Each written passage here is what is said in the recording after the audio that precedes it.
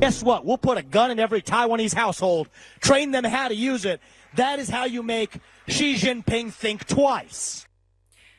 Do you really think that would be a sufficient plan to deter a Chinese invasion if it includes long-range missiles, ground troops, an aerial blockade, a naval blockade? Caitlin, all of the different measures here? Caitlin. Boy, oh boy, oh boy, oh boy, oh boy. We have to revisit this interview between Kaitlan Collins and Vivek Ramaswamy, who's running for president of the United States in the Republican primary. We have to revisit it because Vivek Ramaswamy is being accused of mansplaining, okay? Because he had to set Kaitlan Collins straight when it comes to his policy on China and Taiwan, okay? There are rumors out there that Vivek Ramaswamy is advocating for just letting Taiwan get taken over by China, and there's actually much more nuance to it. But again, this guy is receiving attacks left and right now because he's rising in the polls. So you're going to see people attacking him left and right in ways that are just kind of ridiculous, right? Like, for example, the people that criticize him for quote unquote backtracking or doing a 180 on Juneteenth. And it's like half the stuff that these people say that Vivek Ramaswamy is backtracking on or he's doing a 180 on, he's not actually really doing that, right? If you listen to what he's saying. But again, this is what happens when you're gaining steam in the polls. You now become a target for everybody, okay? We saw how that worked out for DeSantis, or how it's currently working out for DeSantis, because I believe he's technically still number 2 in most polls, even though Vivek Ramaswamy is a close second. Yeah, once you get that second spot, again, you become a target for everybody, okay? And that's why DeSantis has been struggling so much, is because everybody's been attacking him left and right, okay? So now Vivek Ramaswamy is getting the DeSantis treatment, and it's going to be fascinating to see how he handles now being the new target, okay, for everybody, because everybody's gunning for that number 2 spot so that they could try to split the race with Trump. That's what a lot of these people want to do, okay? They want to have a one-on-one with Trump. That's what they're gunning for. That's why everybody wants that number 2 spot. And it's not just the Republicans that Vivek Ramaswamy needs to worry about in regards to criticism. He now, again, has to deal with the mainstream level media because being in that number 2 spot, they're going to come after him as well, too, because he now is a threat. And they're going to levy very silly criticisms of him. Like, for example, this segment right here from CNN in which Bakari Sellers loses his mind over the fact that Vivek Ramaswamy is playing tennis with his shirt off instead of doing traditional debate prep. So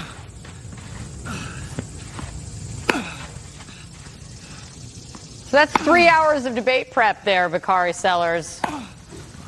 Thoughts? Yeah,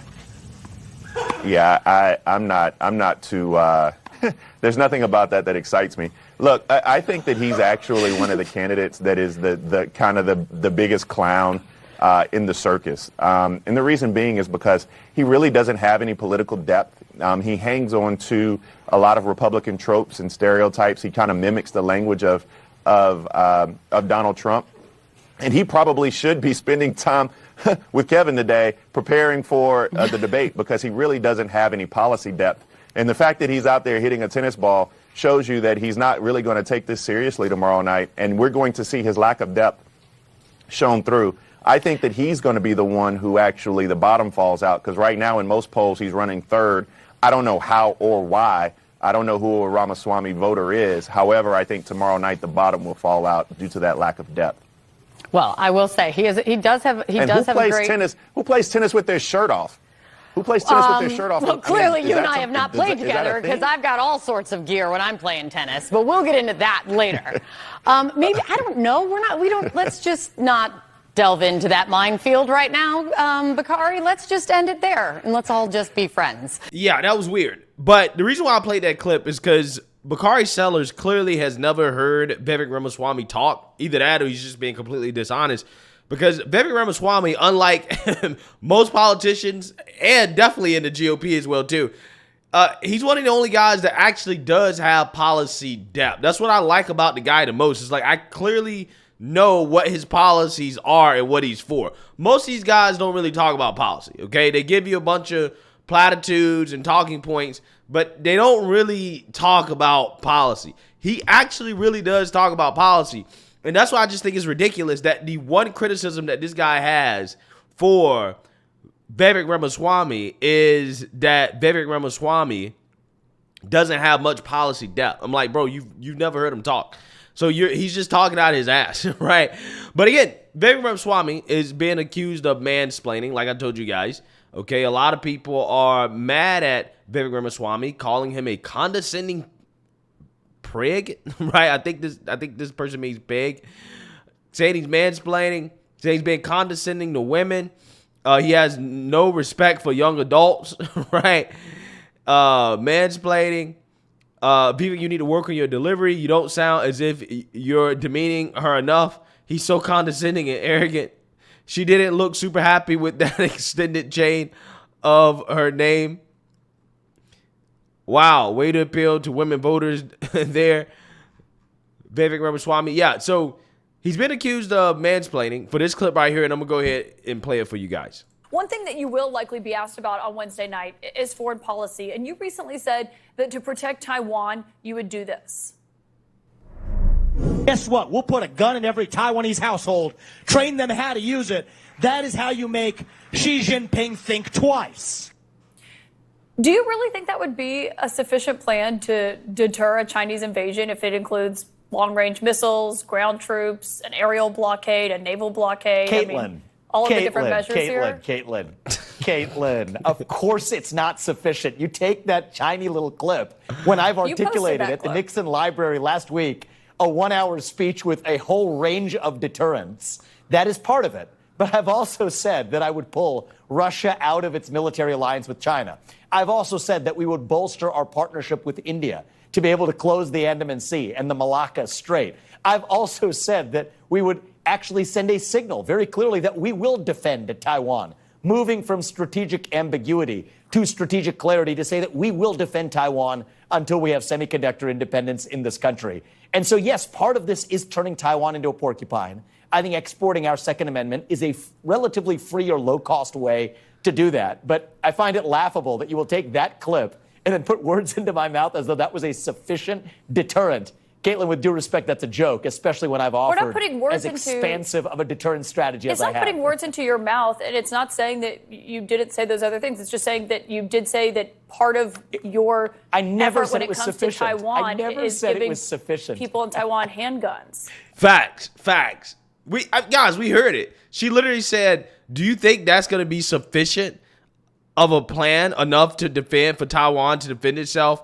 You know, considering that China has all these other things. That's literally what she said. She literally played just one small clip out of context of Vivek Ramaswamy proposing to, in his words, export the Second Amendment to Taiwan as a means of helping them defend themselves, a part of a broader, larger plan that he clearly just laid out here on the network, and he laid out at the speech that he was given that talk at, right?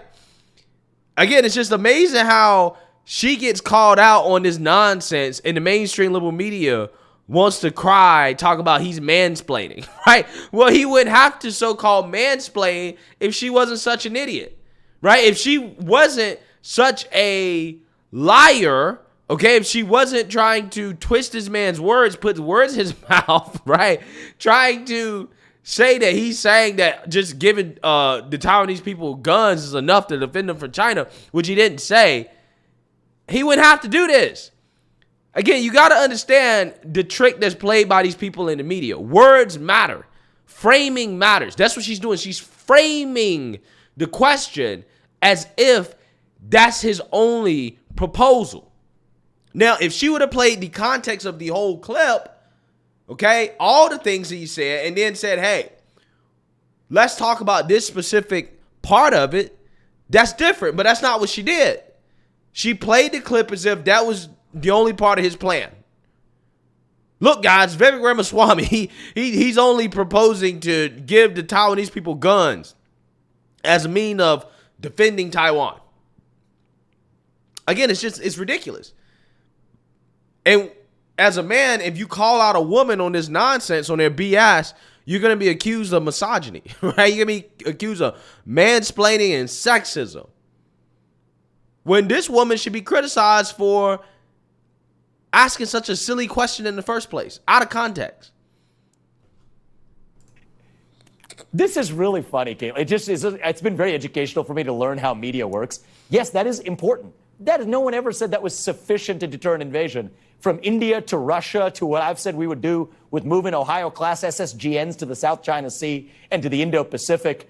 This is the stuff of actual deterrence and also strategic clarity that we would actually defend Taiwan. Yes, I do think I am the president who best knows how to deter China from going after Taiwan before we've achieved semiconductor independence, which is the most important foreign policy accomplishment the next U.S. president can deliver.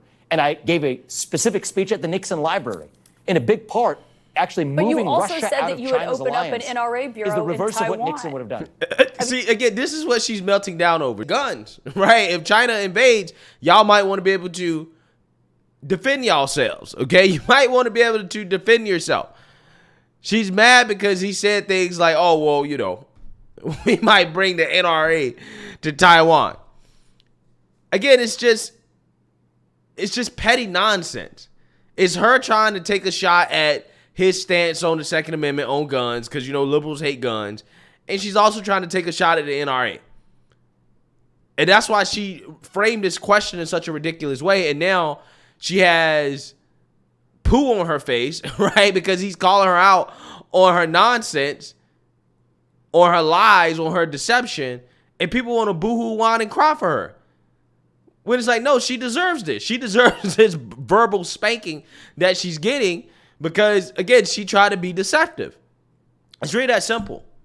It's really that simple. I think Vivek went on to call her a child, right? He went on to roast her, call her a child. This is why Trump handled Kaitlan Collins the way he handled her at a debate. This is why Trump popped off on her, because she is deceptive, right? She is. I mean, this woman is the same woman that used to work for the Daily Caller. Okay, she went on Fox News talking about how we need to secure the border. Okay, she's a political operative. She's for sale, right? Anybody can buy her, okay? She's for sale to the top owner.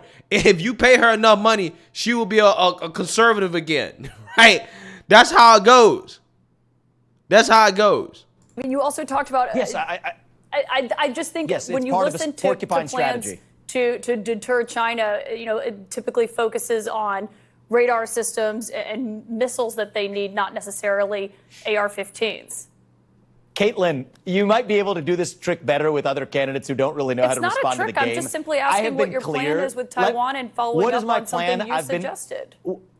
What I have said countless times is strategic partnership with India to close the Malacca Strait if necessary. That's where China gets its Middle Eastern oil supplies. The number one thing to do, I've said, is end the war in Ukraine by pulling apart the Russia-China alliance. Xi Jinping's calculus right now is that if the U.S. actually is in dual conflict with Russia and China, then that makes it easier for China to go after Taiwan. So I say disband that alliance. I also think that we should, and I've said this many times, we should take one of the destroyers that are in Japan, run one a week through the Taiwan Strait until we've achieved semiconductor independence. Move to two Ohio-class SSGNs loaded with 100-plus Tomahawks apiece to the South China Sea and to the Indian Ocean. This is part of a comprehensive strategy that I've articulated in multiple places. But as part of that, I do think there's a reason why China does not have a Second Amendment. China is deathly afraid of a Second Amendment in its own country. And so making that an export to Taiwan is part of what many military experts call the porcupine strategy, which I do subscribe to and believe in. But I will not allow someone to put words in my mouth to say that I ever said that was sufficient. It is not. I'm not putting... Yeah. She's so triggered, bro. Why is she so triggered? Because he called her out on her BS. This man never said, well, all we need to do is just give the Taiwanese citizens guns, and that's it. That's all we need to do. We're done, right? Taiwan can fend for themselves. He never said that. The dude clearly has a strategy. Matter of fact, I haven't heard a candidate, anybody articulate a strategy, right? Keep it 100. This what blows my mind about Bakari Sellers talking about Vivek Ramaswamy not having any policy depth. I haven't heard many of these candidates at all articulate anything close to what Vivek Ramaswamy just said in regards to China and dealing with Taiwan, right? I haven't heard any candidate say anything with that much depth. it's usually just, yo, we need to take on China, right? And there's not much more going on there, right? They ain't really saying that much more. And don't get me wrong, Vivek Ramaswamy has been criticized for his Taiwan/China proposal, but honestly, I don't think it's that bad, right? I mean, they're trying to say, well, Vivek wants to let China invade Taiwan after 2028, and he wants to risk nuclear war with China up until then, until the U.S. is independent when it comes to semiconductor manufacturing. I'm like, yeah, that makes sense, right? That 100% makes sense, because the reason why we need Taiwan to be independent of China, okay, or to at least have the semblance of independence. I mean, I don't know if they're actually really independent or not. Okay, maybe they are, maybe they aren't. But I'm just saying, they're semiconductors, right? I mean, right now, the reason why cars are so expensive is because there's a semiconductor shortage. Like, that is contributing to the inflation that we're seeing when it comes to cars. A lot of people don't know that.